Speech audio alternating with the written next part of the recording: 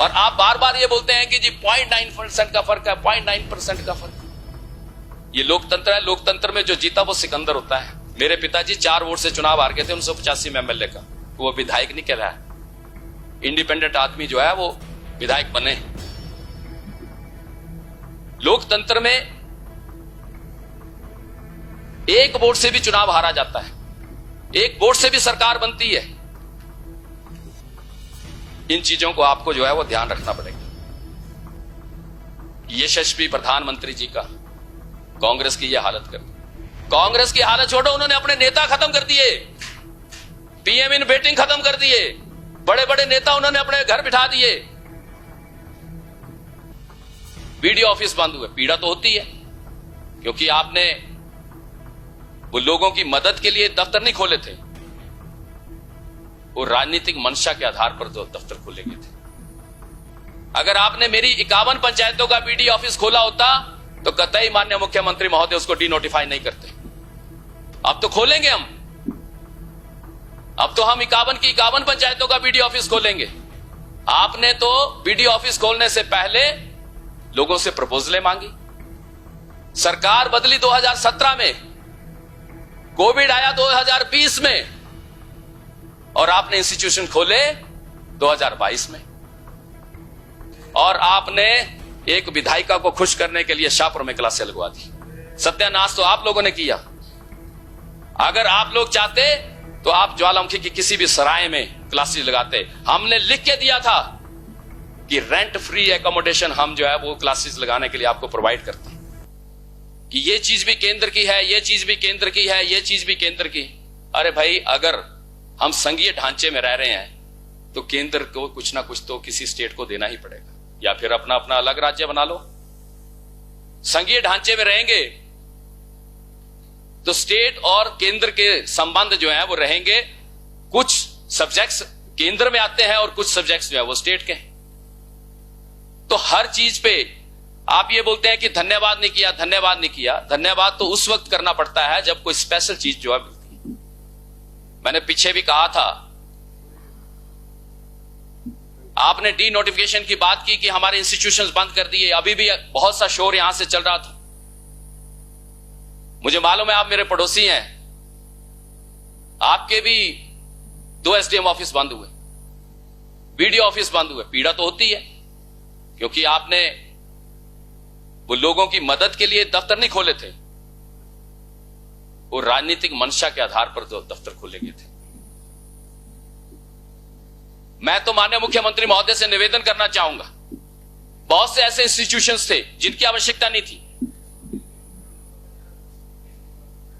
मैं माननीय मुख्यमंत्री महोदय से निवेदन करना चाहूंगा, डिलिमिटेशन हुई है, प्रत्येक विधानसभा क्षेत्र में एसडीएम ऑफिस होना चाहिए, पर एक। प्रत्येक विधानसभा क्षेत्र में बीडीओ ऑफिस होना चाहिए, पर एक। प्रत्येक विधानसभा क्षेत्र में एक्शन पीडब्ल्यूडी का ऑफिस होना चाहिए, एक्शन इलेक्ट्रिसिटी का ऑफिस होना चाहिए, आईपीएच का ऑफिस होना चाहिए, पर एक एक। आज हिमाचल प्रदेश में बीडीओ ऑफिस 78 हैं, लेकिन 3 विधानसभा क्षेत्र ऐसे हैं जिसमें एक भी बीडीओ ऑफिस नहीं है। ज्वालामुखी, पालमपुर और बद्दी। खोला आपने 20 पंचायतों का। अगर आपने मेरी 51 पंचायतों का बीडीओ ऑफिस खोला होता तो कतई माननीय मुख्यमंत्री महोदय उसको डीनोटिफाई नहीं करते। अब तो खोलेंगे हम, अब तो हम 51 की 51 पंचायतों का बीडीओ ऑफिस खोलेंगे। आपने तो बीडीओ ऑफिस खोलने से पहले लोगों से प्रपोजलें मांगी।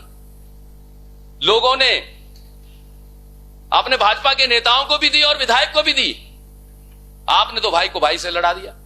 खुंडिया तहसील जिसमें 25 पंचायतें आती थी, आपने उनको भी शामिल नहीं किया उसमें। उसमें से भी 5 पंचायतें आपने देरा में रहने दी।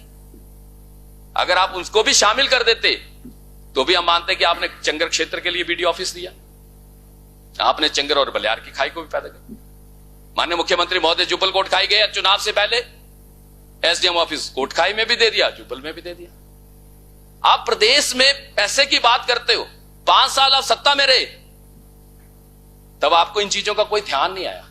मैंने पहले कहा था, सरकार बदली 2017 में, कोविड आया 2020 में, और आपने इंस्टीट्यूशन खोले 2022 में। अगर आपने इंस्टीट्यूशंस 2017 से 20 के बीच में खोल दिए होते तो वो इंस्टीट्यूशन लोगों को फायदा देते। जब आपने चुनाव को मद्देनजर रख के इंस्टीट्यूशंस खोले तो लोगों को उसका फायदा नहीं हुआ। उसका फायदा होता तो आप यहां नहीं होते, यहां होते। इसका मतलब यह है कि इंस्टीट्यूशंस का फायदा लोगों को नहीं था। आपने महज राजनीति करने के लिए उन इंस्टीट्यूशंस को खोला।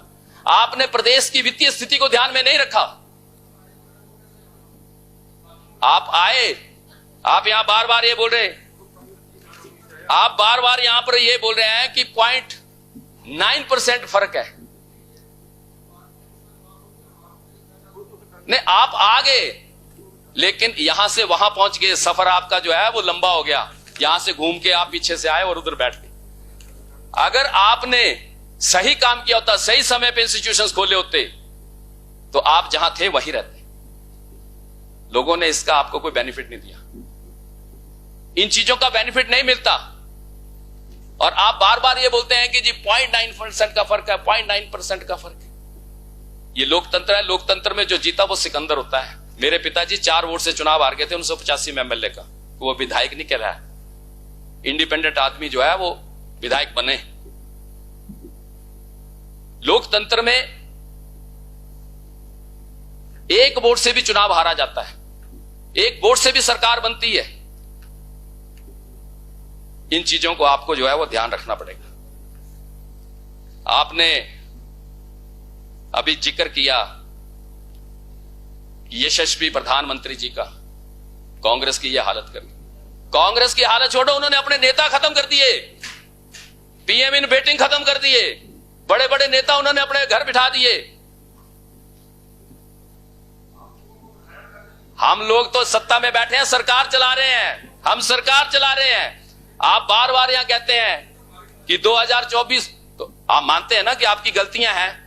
अब जनता ने मैंडेट दिया है कांग्रेस पार्टी को, 5 साल अब वहां बैठो, सरकार चलाने के लिए मैंडेट दिया हुआ है हम लोगों को, हमें सरकार चलाने दो। फिर जनता के दरबार में चलेंगे इकट्ठे। फैसला तो जनता करती है, आपके कहने से कोई फैसला थोड़ा नहीं होगा। आपने इतनी स्कीमों का यहां वर्णन कर दिया। मैं भाई आपसे ये पूछना चाहता हूं, आप कैबिनेट मिनिस्टर थे, देरा डिवीजन से थे। पहले जब आपकी सरकार थी 2 कैबिनेट मिनिस्टर आपके थे, दोनों देरा डिवीजन से थे। यहां भी आपकी सरकार थी, केंद्र में भी आपकी सरकार थी, डबल इंजन आपका था। आप सेंट्रल यूनिवर्सिटी क्यों नहीं बना सके? अब क्या बन रही है? जब चुनाव आता है तो चुनाव से पहले आप घोषणा कर देते हैं कि इतना पैसा दे दिया, इतना रिलीज कर दिया, काम लग गया, ये हो गया। खर्च होने की बात नहीं है। आपकी डबल इंजन की सरकार थी, आपकी सेंट्रल यूनिवर्सिटी बन जानी चाहिए थी। सेंट्रल यूनिवर्सिटी का सत्यानाश करने में भारतीय जनता पार्टी का पूरा हाथ है, मैं दावे के साथ कह सकता हूं। आपने किया भारतीय जनता पार्टी ने। जब सेंट्रल यूनिवर्सिटी की क्लासेस लगनी थी, आपके 2 कैबिनेट मिनिस्टर थे, 2। आपको यही तो पता नहीं है, फैक्ट्स और फिगर्स पे बात करते हैं। मैं सर को बता रहा हूं, माननीय अध्यक्ष महोदय, ज्वालामुखी विधानसभा क्षेत्र से जो विधायक थे वो कैबिनेट मिनिस्टर थे। पिछली बार की बात कर रहा हूं जब डबल इंजन की सरकार थी, याद करो, डबल इंजन की सरकार थी। और जिन्होंने मेरे साथ चुनाव लड़ा इस बार ज्वालामुखी से, वो भी कैबिनेट मिनिस्टर थे और टेक्निकल एजुकेशन मिनिस्टर थे। थोरल का कुछ हिस्सा, जो 8 पंचायतें मेरे पास आई हैं, वो 8 पंचायतें देरा सब डिवीजन में आती थी। 2 कैबिनेट मिनिस्टर होने के बावजूद आप क्लासेस जो है, जब सेंट्रल यूनिवर्सिटी की क्लासेस लगने की बात आई, आपने वो क्लासेस देरा सब डिवीजन में ना देरा में लगाई ना ज्वालामुखी में लगाई, और आपने एक विधायिका को खुश करने के लिए शाहपुर में क्लासें लगवा दी। सत्यानाश तो आप लोगों ने किया। अगर आप लोग चाहते तो आप ज्वालामुखी की किसी भी सराय में क्लासेस लगाते। हमने लिख के दिया था कि रेंट फ्री एकोमोडेशन हम जो है वो क्लासेस लगाने के लिए आपको प्रोवाइड करते हैं, लेकिन आप लोगों ने उस यूनिवर्सिटी का तहस नहस करने के लिए शाहपुर में उठा के जो है क्लासेस लगाई। आज हालत क्या उस यूनिवर्सिटी की? उस यूनिवर्सिटी की हालत यह है, कुछ क्लासेस धर्मशाला में लगती हैं, कुछ देरा में लगती हैं और कुछ शाहपुर में लगती हैं। उसके साथ जितनी भी यूनिवर्सिटीज डिक्लेयर हुई, सारी की सारी यूनिवर्सिटीज बन गई। लेकिन देहरादून यूनिवर्सिटी आज भी आप बोल रहे हैं 500 करोड़ से, अभी पिल्लर खड़े हैं, जब स्लैब पड़ेगी और खिड़की दरवाजे लगेंगे, जब बच्चे उसमें बैठेंगे तब देखेंगे, तब तक आपका दूसरा इंजन भी फेल हो जाएगा। लाइफ टाइम्स टीवी लेकर आ रही है जूनियर डांसर्स के लिए शानदार मंच, हिमाचल डांस चैंपियनशिप। 16 साल तक के डांसर्स के लिए चमकने का सुनहरा मौका, सोलो ग्रुप और ड्यूट कैटेगरी में स्टेट लेवल का कंपटीशन, वीआईपीज और सेलिब्रिटीज की उपस्थिति में रंगारंग फिनाले। ऑडिशंस की डेट्स जल्द अनाउंस होंगी। देखते रहिए लाइफ टाइम्स टीवी, हिमाचल का सबसे लोकप्रिय डिजिटल न्यूज मीडिया चैनल।